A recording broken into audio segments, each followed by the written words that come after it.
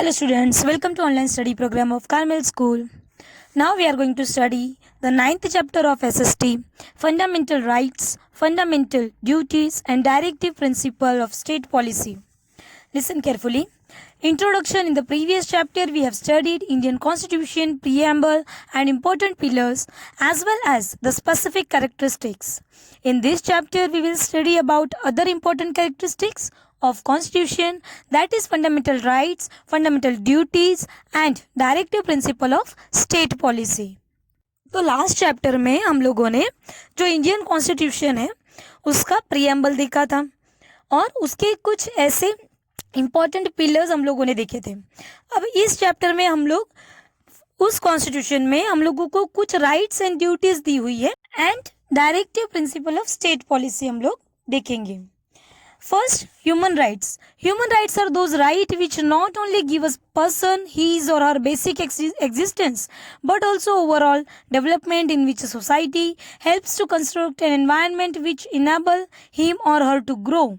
In every democratic country, the citizens are conferred with basic rights. A person is not discriminated on the basis of caste, can experience the basis rights. The protection of these rights are assured by society and nation as well. The person by his birth owns right which are his or her basic rights which are known as human right.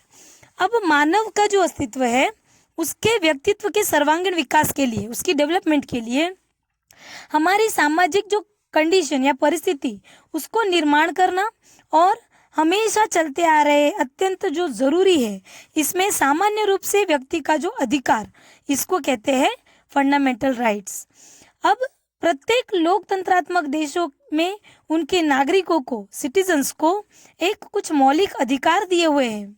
इन सभी अधिकारों का उपभोग नागरिक बिना किसी भेदभाव के कर सके, इसलिए अधिकारों की सुरक्षा का आश्वासन दिया गया है तथा समाज और राष्ट्र द्वारा उसे स्वीकार किया गया है. हर इंसान को मनुष्य के रूप में जन्म के साथ उनके जो मूलभूत अधिकार, जिसको हम कहते हैं human rights. United Nations General Assembly has declared human rights on 10th of December 1948 and 10th December is celebrated as Human Rights Day. From the global announcement of human rights, certain basic and important human rights are added in the Constitution of India and thereby these rights are protected in a dignified way. Thus, those human rights which are included by Constitution of India are known as fundamental rights. तो UN जिसको हम संयुक्त राष्ट्र कहते हैं, उसकी assembly में, महासभा में 10 दिसंबर 1948 को जितने भी मानव के अधिकार है उनकी घोषणा की गई थी और तभी से 10 दिसंबर हम लोग मानव अधिकार दिवस यानी ह्यूमन राइट्स डे के रूप में मनाया जाता है.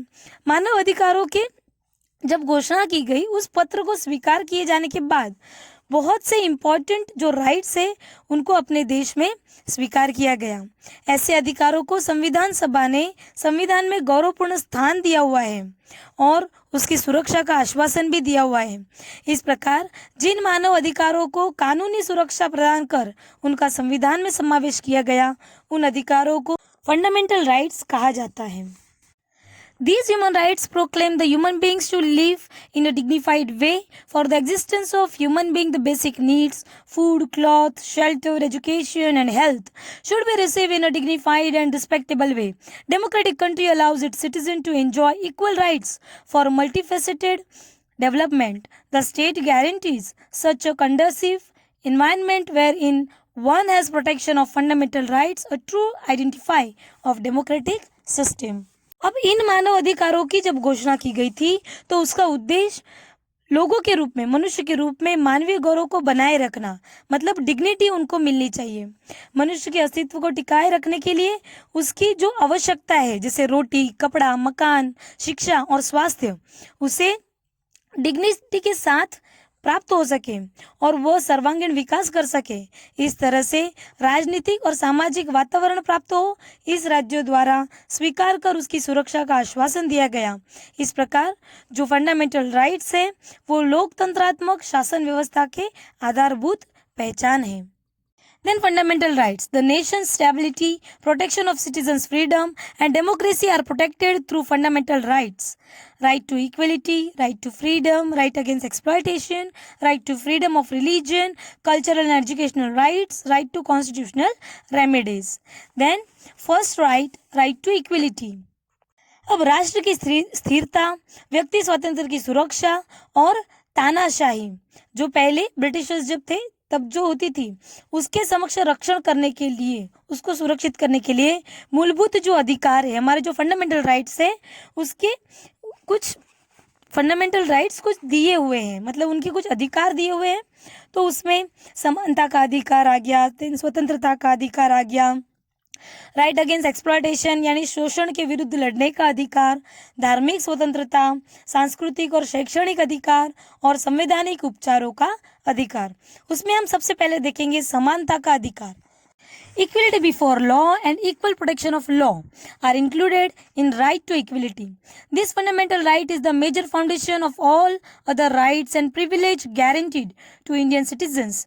It is one of the chief guarantees of the Constitution of India. Thus, it is imperative that every citizen of India has easy access to the courts to exercise his or her right to equality. According to this right, no person shall be shown favoritism on the basis of color, caste, creed, language, etc. Law is equal to all. For example, from the peon to the prime minister, if they act against law, they are treated equally and are bound to the general court of law. However, the president and governors have certain privileges. अब इस अधिकार के अंतर्गत कानून के समक्ष जो समानता, इक्वलिटी जिसको हम कहते हैं, और कानून के समान जो रक्षण, ऐसे दो विचारों का समावेश किया गया है। कानून के समक्ष समानता मतलब ये कि कोई भी व्यक्ति हो या कोई भी ग्रुप, समूह हो, उसको कुछ विशेष अधिकारों का जो अभाव होता है उसका समर्थन नहीं किया जाता। एक समान परिस्थितियों में आने वाले व्यक्तियों पर एक समान कानून लागू होता है, सबके लिए लॉ एक जैसा है। इस अधिकार के अंतर्गत लोगों के बीच किसी भी तरह का जाति हो या धर्म हो, भाषा हो, किसी भी तरह का लिंग हो, किसी भी तरह का कहीं भी उनका जन्म स्थान हो, इस तरह का कोई भी भेदभाव नहीं किया जाता। कानून सबके लिए एक ही है और समान है, चाहे वो प्रधानमंत्री हो या एक पियून यानी चपरासी क्यों ना हो। व्यक्ति के लिए कानून का उल्लंघन अगर किया जाए तो सामान्य नागरिक की तरह वह भी जिम्मेदार होगा तथा सामान्य न्यायालय के फैसले के अधीन होगा, जबकि राष्ट्रपति और राज्यपाल को कुछ विशेष अधिकार दिए गए हैं। Now, in each and every circumstance, the law should prevail equally. There should be no discrimination or specific favoritism shown to any particular person or class. Then every law should be equally disseminated. Every person shall have equal admittance to public places like shops, restaurant, hotel, public entertainment places, have equal access to roads and lakes and use of public wells and bathing ghats. However, the state has the right to make any special arrangement for women and children or for the development of any socially and educationally backward class or scheduled caste or scheduled tribe. No citizen shall be discriminated on the basis of race, caste, religion, creed, descent or place of birth in respect of any government, service and higher education under the state. In matters of state public services, equal opportunities have to be offered to all the citizens. However, the state is given permission to make decision regarding required qualification for said services. तो कानून का जो रक्षण का अर्थ है, कानून का समान रक्षण का अर्थ क्या है कि इक्वल कंडीशन में, समान परिस्थितियों में भी कानून का व्यवहार समान ही होना चाहिए। राज्य के किसी भी व्यक्ति अथवा समूह अलग रखकर किसी भी तरह उनके साथ भेदभाव करने वाले कानून का निर्माण नहीं कर सकता। हर एक कानून सभी लोगों के लिए समान रूप से लागू होना चाहिए। किसी भी नागरिक को कोई भी दुकान हो, रेस्टोरेंट हो, होटल हो या फिर एंटरटेनमेंट हो, किसी भी तरह का, फिर भले वो रास्ते हो, तालाब, कुओं का अगर उपयोग करना है तो ऐसे संदर्भ में किसी भी तरह का भेदभाव उनके साथ नहीं होना चाहिए, उनको सेम अपॉर्चुनिटी मिलनी चाहिए। उसके अलावा लिंग के आधार पर स्त्रियों तथा जो चिल्ड्रंस होते हैं, बच्चों के लिए कोई भी कानूनी व्यवस्थाओं को भेदभाव नहीं माना जाएगा। इसी प्रकार समाज के कुछ जिन्हें हम कहते हैं अनुसूचित जाति या तथा सामाजिक और शैक्षणिक रूप से जो पिछड़े वर्गों में आते हैं, ऐसे राज्यों के लिए विशेष व्यवस्था करने से नहीं रोका जा सकता। सरकारी नौकरियों तथा उच्च शैक्षणिक संस्थाओं में जो एडमिशन लेते हैं उसके लिए जो रिजर्व सीट है उसकी व्यवस्था को समानता के अधिकार का उल्लंघन नहीं माना जाएगा। तो ऐसा प्रावधान हमारे कॉन्स्टिट्यूशन में किया हुआ है। जबकि नौकरियों के संबंध में जो एलिजिबिलिटी हम कहते हैं, योग्यता है, उसको निश्चित करने की छूट राज्यों को प्रदान की गई है। सामाजिक न्याय तथा व्यक्ति के गौरव की विश्वसनीयता, इस अस्पृश्यता को, अस्पृश्यता मतलब क्या, अनटचेबिलिटी, इसको समाप्त कर दिया गया है। किसी भी रूप में अस्पृश्यता यानी अनटचेबिलिटी का आचरण करना कानूनन अपराध है। As a guarantee to social justice and personal dignity, untouchability is abolished and its practice in any form is prohibited and a punishable offense. Then titles and epithets which create artificial discrimination in a society have been removed. The adjectives used before names like Sir, Diwanji, Rai Bahadur are removed. After independence, the government, in order to facilitate special contribution and achievement of individual in various fields, gives special award like Bharat Ratna, Padma Vibhushan, Padma Bhushan, Padma Shri, Paramvir Chakra is awarded in military services. Then adjective like general, major, chief marshal, field marshal are added before name in military services, which is not considered as a violation of right to equality. The aim of this right is to form an equitable society and thereby establish rule of law in India. तो समाज में जो भी इंसान के बीच में जो भेदभाव पैदा करने वाली जो पहले जो उपाधियां या रूढ़ियां जो चलती थी उसको समाप्त कर दिया गया है। जैसे नाम के आगे लगने वाले सर, दीवान जी, राय बहादुर आदि। और स्वतंत्रता के बाद विविध क्षेत्रों में विशेष योगदान देने वाले तथा सिद्धियां प्राप्त करने वाले व्यक्तियों को सम्मानित करने के लिए भारत सरकार द्वारा भारत रत्न, पद्म भूषण, पद्म विभूषण, पद्मश्री जैसे सम्मान सूचक अवार्ड प्रदान किए जाते हैं। वैसे सैन्य सेवाओं में वीर चक्र, महावीर चक्र, परमवीर चक्र प्रदान किए जाते हैं। सेना में नाम के आगे जो लगते हैं जैसे कि general, major, chief marshal, field marshal, ऐसे विशेषणों से अधिकार का उल्लंघन नहीं होता है। इस तरह से अधिकार का उद्देश्य एक समान समाज की स्थापना तथा भारत में कानून का शासन स्थापित करना है। Then to provide specific services to different types of groups or classes, there can be different types of provisions under law. For example, there are different laws for advocates, doctors, teachers, insurance agencies, then women, juveniles. The principle of equal pay for equal work is also part of this article.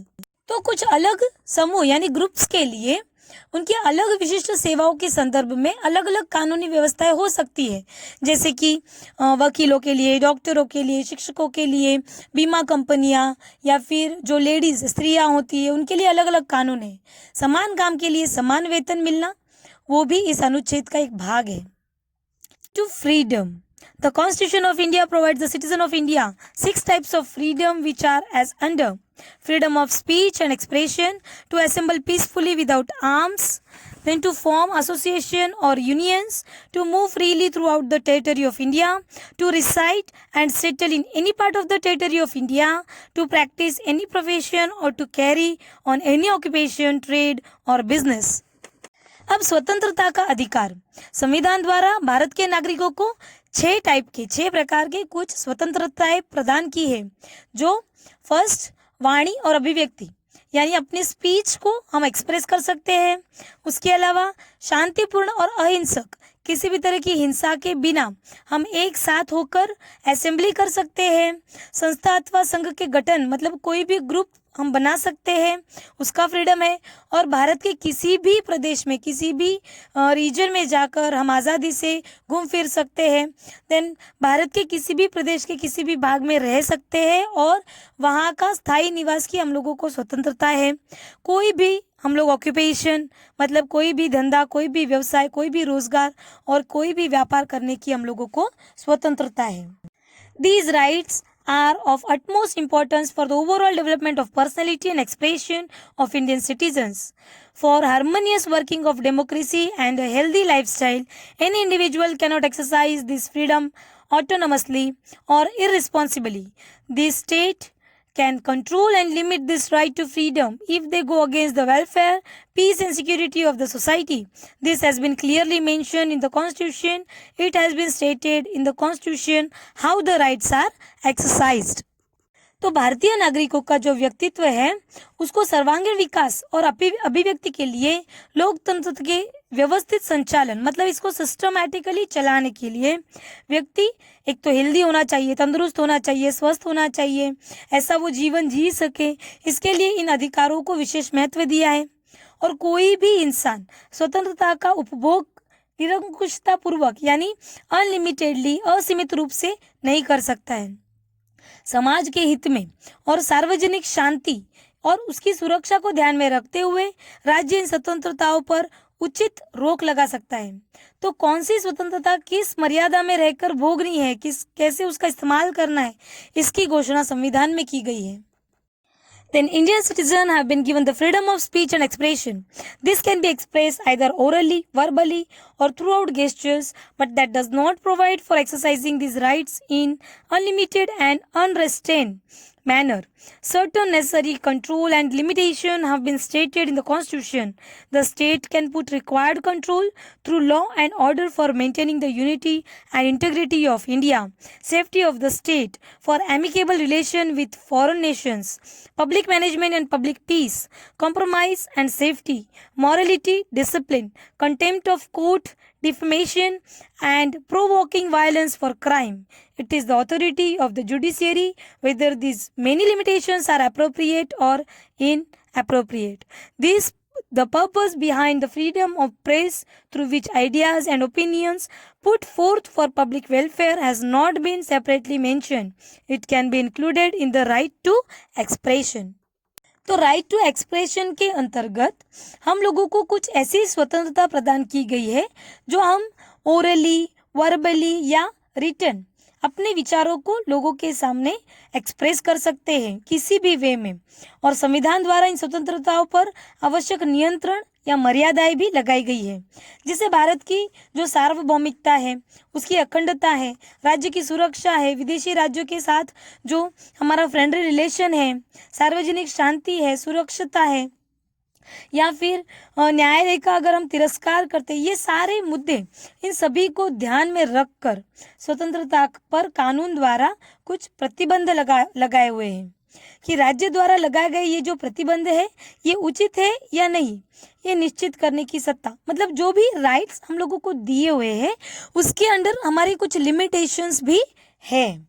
तो अखबारी स्वतंत्रता के अंतर्गत विचार और अभिप्रायों द्वारा हम लोग जो एक्सप्रेस करते हैं न्यूज़पेपर के थ्रू, तो सार्वजनिक हित को अग्रसर करने का उद्देश्य मतलब अगर वो हमारे हित में ही होना चाहिए, पब्लिक वेलफेयर के लिए होना चाहिए, इस स्वतंत्रता का अलग उल्लेख नहीं किया गया है क्योंकि ये जो स्वतंत्रता है वो राइट टू एक्सप्रेशन में ही इंक्लूड की गई है।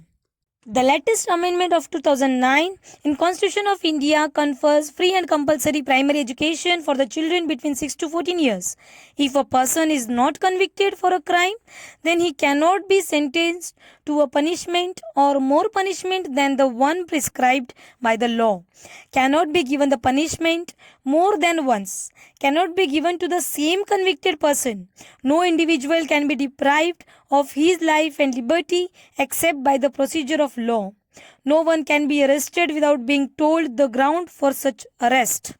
If arrested, the person has the right to defend himself or herself by a lawyer of his or her choice. An arrested person has to be brought before the nearest magistrate within 24 hours. Without the permission, no individual can be kept in custody. As per the Prohibition Act, the person under arrest will not be applicable to the aforesaid matters. तो हाल ही में जो सुधार किया गया है 2009 में, जिसके अनुसार 6 से 14 वर्ष की उम्र के सभी बच्चों के लिए फ्री एंड कंपलसरी जो एजुकेशन है वो उनका मूलभूत अधिकार है। अब अगर कोई भी अपराध या क्राइम अगर किसी भी व्यक्ति द्वारा हो जाता है तो वो अपराध नहीं माना जाता, उसके लिए उसको सज़ा नहीं दे सकते। उसी प्रकार किसी अपराध के लिए निर्धारित सज़ा, अधिक सज़ा या एक व्यक्ति को एक गुनाह के लिए एक से अधिक बार जो सज़ा दी जाती है वो भी नहीं हो सकती। कानून द्वारा स्थापित व्यवस्था के अनुसार किसी भी व्यक्ति को उसके जीवन तथा व्यक्तिगत स्वतंत्रता से वंचित नहीं किया जा सकता। गिरफ्तार किए गए व्यक्ति को उसकी गिरफ्तारी का कारण बताए बिना, अगर किसी कोई एक्ट हो जाता है तो उसको रीजन बताए बिना हम गिरफ्तार नहीं कर सकते, हिरासत में नहीं ले सकते। और ऐसे व्यक्ति को अपने बचाव के लिए वकील की सलाह लेना, बचाव के लिए अपना पक्ष प्रस्तुत करना, ये भी उसको अधिकार दिया हुआ है। अगर हम किसी व्यक्ति को गिरफ्तार करते हैं तो मतलब उसको हिरासत में रखकर रखा जाता है, तो उस व्यक्ति को गिरफ्तारी के 24 घंटे के अंदर सबसे नजदीकी मजिस्ट्रेट के पास जाकर अपना जो पक्ष है वो रखने का अधिकार है। और मैजिस्ट्रेट की परमिशन के बिना किसी भी व्यक्ति को पुलिस हिरासत में नहीं रखा जा सकता। और गिरफ्तारी कानून के अंतर्गत अगर किसी व्यक्ति की गिरफ्तारी हो गई तो उस व्यक्ति पर बहुत सारी व्यवस्थाएं लागू नहीं पड़ती। Now, preventive detention. If the state anticipates any criminal deed or activity from any person, then as a precautionary measure, that person can be detained by the state under an Preventive Detention Act. The purpose of this act is not to punish or convict, but to stop him from doing any criminal activity against state, society, or any individual. Under this act, a person can be detained not more than 3 months. The detention or order can be cancelled based on the opinion of the judges of Supreme Court or members of the advisory board. The state can decide the term of detention. अब किसी भी राज्य को अगर ऐसा लगता है कि किसी व्यक्ति द्वारा कोई अपराध किए जाने की संभावना हो तो प्रतिबंधित गिरफ्तारी, उसको कहते हैं प्रिवेंटिव डिटेंशन या फिर नजरबंदी, हम कानून के द्वारा उसकी गिरफ्तारी की जा सकती है कुछ टाइम के लिए। इस कानून का उद्देश्य नजरबंद किए गए व्यक्ति को उसके कार्य के बदले में सजा देना नहीं, बल्कि राज्य और समाज या किसी व्यक्ति के विरुद्ध आपराधिक कृत्य करने से रोकना है। मतलब उसको प्रिवेंट है, मतलब हम जो प्रिकॉशन लेते हैं कि पहले से अगर हमको लगता है कि वो किसी तरह का एक क्राइम कर सकता है, उस पर अगर हमको डाउट हो तो उसको हम नजरबंद मतलब उस पर नजर रख सकते हैं। इस कानून के अनुसार नजरबंद कैद किए गए व्यक्ति को 3 महीने से अधिक समय तक नजर कैद नहीं रखा जा सकता। उच्च न्यायालय के न्यायाधीशों के सलाहकार बोर्ड के अभिप्राय के आधार पर गिरफ्तारी के आदेश संबंधी आदेश को रद्द किया जा सकता है। किसी संदेहास्पद अगर हमको डाउट है तो व्यक्ति को कितने समय तक नजर कैद रखा जाएगा, इसका निर्णय राज्य सरकार कर सकती है। Now, right against exploitation. The main objective of the Constitution is to see any person does not suffer exploitation at the hands of other person, and exploitation free society is established. That is objective of the Constitution through this right. Human trafficking, druggery, slavery and forced labor are banned. The violation of this right is punishable offense. Illegal trade of children and women, forced labor or imposed slavery, work without pay and the old drudgery system has to be ended through this right. To take work from any person without paying them or paying them less than minimum wages, forced or imposed labor is punishable act. अब शोषण के विरुद्ध जो अधिकार दिया है तो किसी भी व्यक्ति को किसी भी दूसरे व्यक्ति द्वारा किसी भी तरह का शोषण न हो, ऐसे समाज की स्थापना हम लोगों को संविधान में करनी है। तो इस अधिकार के द्वारा सिद्ध हुआ है कि मनुष्य के प्रति हम लोगों को रिस्पेक्ट रखना है। किसी भी तरह की गुलामी, किसी भी तरह की मजदूरी अगर करवाई जाती है तो वो कानून द्वारा प्रतिबंधित है, और इस व्यवस्था में अगर इसका किसी भी तरह उल्लंघन करना ये एक कानूनन गुनाह है। इस अधिकार का उद्देश्य बालकों, स्त्रियों का व्यापार या फिर जबरदस्ती करवाई गई मजदूरी, इच्छा के विरुद्ध कोई काम करवाया गया बिना रोजगार के या बिना वेतन के, उनको किसी भी तरह का काम फोर्सफुली जो किया जाता है वो एक कानूनन अपराध है। Any child under the age of 14 cannot made to work in a factory, mine or any dangerous profession, garage, hotel, or cannot be employed as a household servant. Under the Prohibition of Child Labour Act, all these are punishable offence. Mandatory service can be sought from any person for the purpose of public welfare of the state military services in any fields, irrespective of religion, gender, caste or class, with or without remuneration. तो 14 वर्ष से कम उम्र के किसी भी बच्चे को किसी फैक्ट्री यानी कारखानों में या माइंस में किसी भी तरह का जो जोखिम भरा काम होता है उसमें, या फिर गैरेज में, होटलों में, या फिर जो घरेलू नौकर के रूप में जो काम करते हैं वो नहीं कर सकते।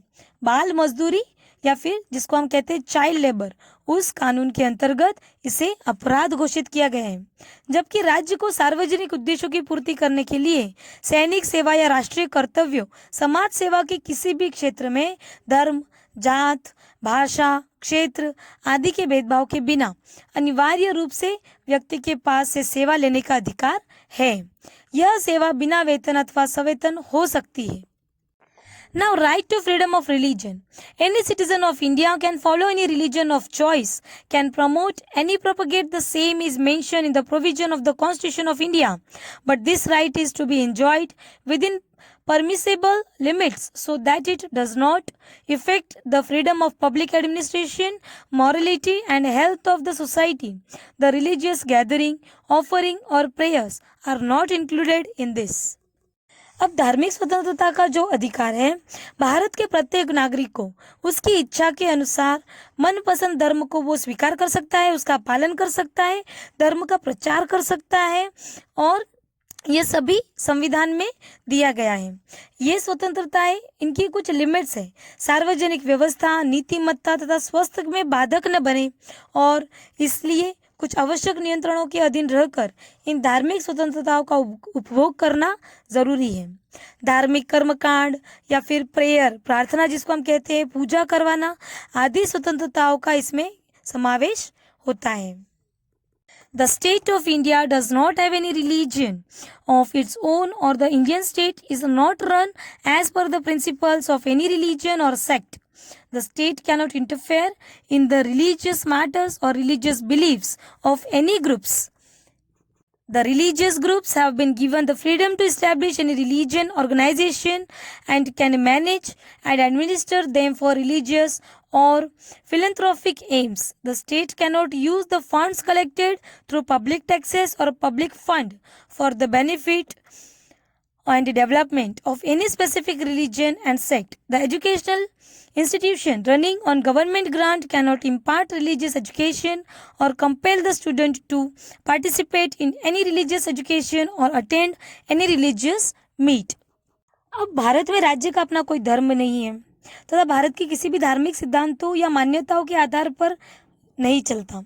राज्य किसी भी समुदाय के धार्मिक मामलों में इंटरफेयर नहीं कर सकती और सरकारी अनुदान से चलने वाली जो शैक्षणिक संस्था है या धर्म के आधार पर शिक्षा किसी भी शैक्षणिक संस्था में, किसी भी इंस्टीट्यूशन में नहीं दी जा सकती।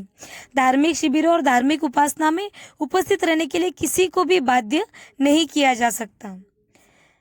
And cultural and educational rights. People of various religion, various language and cultures live in India.